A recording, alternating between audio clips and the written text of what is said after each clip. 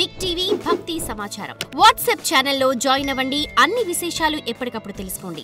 అయితే ఇప్పుడు చాలా మంది వాస్తు చూడకుండా ఉంటారు కదా, వాళ్ళకి ఈ వాస్తు వల్ల జరిగే నష్టాలు ఏ విధంగా ఉంటాయి అంటారు? అంటే వెంటనే ఉంటాయా లేదంటే కొంత టైం పడుతుంది? లేదమ్మా, వాస్తు తెలిసిపోతుంటుందమ్మా మీకు. ఎందుకంటే ప్రతి ఒక్కరు ఎవరు కూడా మనం ఏ వర్క్ చేసినా సక్సెస్ కావాలని అందరూ కోరుకుంటారు.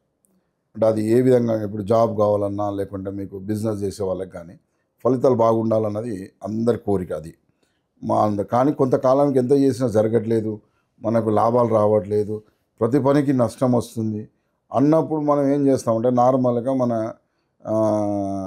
ఆస్ట్రాలజీలో పోయి అసలు జాతకంలో మనకి ఈ రాశికి ఈ రోజుల్లో మంచిగా ఉన్నదా, ఈ రోజులలో బాగాలేదా, ఎలా ఉన్నది తెలుసుకుంటాం. రెమెడీ చేసుకోనికి ప్రయత్నం చేస్తుంటాం.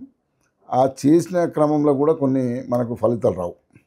అటువంటిప్పుడు మనం ఏం చేయాలి అంటే, ఒకటి వాస్తు ఒకటి ఉంటుంది కాబట్టి దాని వాస్తు ఇమ్మీడియట్ ఎఫెక్ట్ ఉంటుందమ్మా.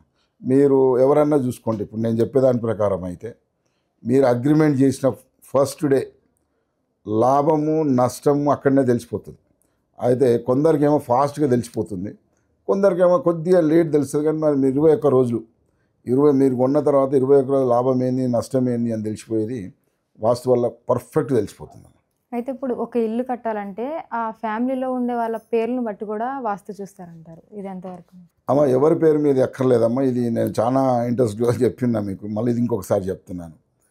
ఎవరి పేరు మీద చూడాల్సిన అవసరం లేదమ్మా. ఇల్లు వాస్తుకుందా లేదా చూసుకోవాలి, అంతే కదా. మీ పేరు మీద తీసుకుంటారు, లేకుంటే మా తాతగారి పేరు మీద ఉన్నది, ముత్తాత గారి పేరు మీద అంటే ముత్తాత గారు దాని కాలం చేసిన తర్వాత వాళ్ళ అబ్బాయికి రావాలి, ఆయన కాలం చేసి ఇంకొకరికి. అట్లా మన ప్రాపర్టీస్ అన్నది యాన్సిస్ట్రల్ ప్రాపర్టీస్ చాలా వరకు.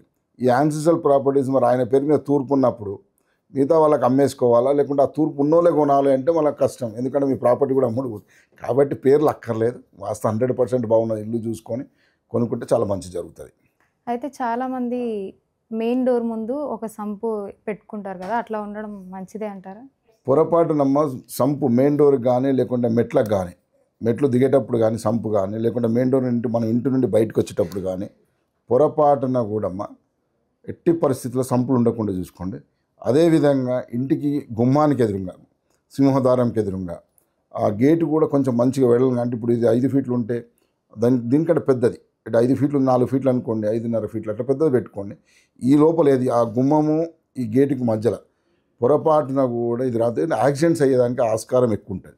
ఇంటి నుండి బయటికి వెళ్ళిన వ్యక్తి ఆ రోజు ఆ క్షణము ఏదైనా బాగలేదు లేకుంటే టైం బాగలేదు అన్నప్పుడు జరిగేది నష్టాలు ఏంటంటే యాక్సిడెంట్ అయ్యేదానికి ఆస్కారం. కాబట్టి మీరు గుమ్మానికి ఎదురుగా కానీ మెట్లకు ఎదురుగా కానీ సంపు లేకుండా చూసుకుంటే చాలా మంచిది. For more videos like this, subscribe Big TV channel.